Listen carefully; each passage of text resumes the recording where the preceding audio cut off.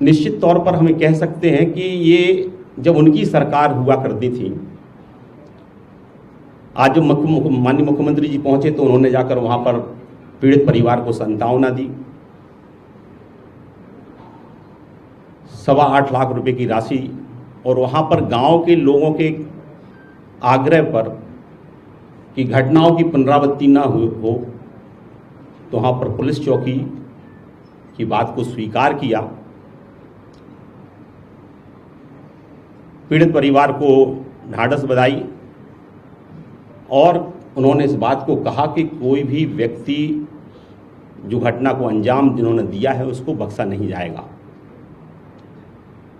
कुल मिलाकर पूरी भारतीय जनता पार्टी परिवार पीड़ित लोगों के साथ खड़ा है।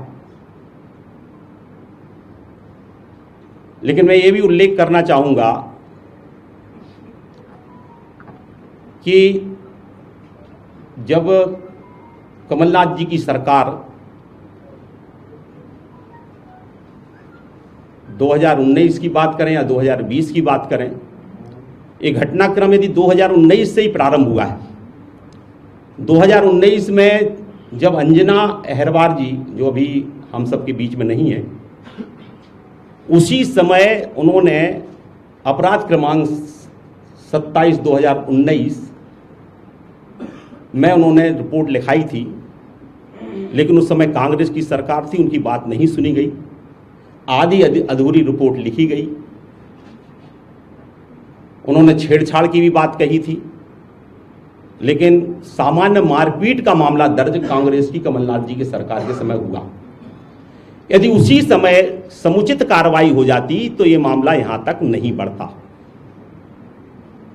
यह भी उल्लेखनीय है कि उस समय भी दलित समाज के स्वर्गीय धन प्रसाद जी के ऊपर भी उस समय आप सबको जानकारी है, उनको जिंदा जला दिया गया था। और कांग्रेस का, चाहे वो मंत्री हो, विधायक हो, या मुख्यमंत्री जी हो, या कांग्रेस के कोई भी पदाधिकारी उस समय नहीं पहुंचे। ये उनका दलित प्रेम उस समय कहां गया था?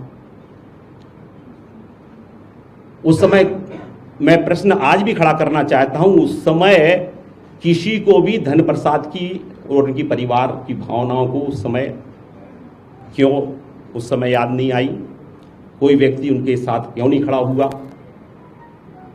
भारतीय जनता पार्टी की सरकार लगातार अनुसूचित जाति वर्ग के कल्याण के लिए काम करती है।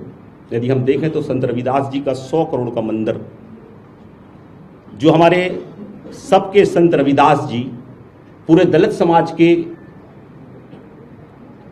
कहीं ना कहीं हम सबके भगवान हैं, उनके लिए 100 करोड़ रुपए का मंदिर बनाने का काम दलित समाज की भावना के अनुरूप किया। संत रविदास जी का स्मारक बनाने का काम भी वहाँ होगा।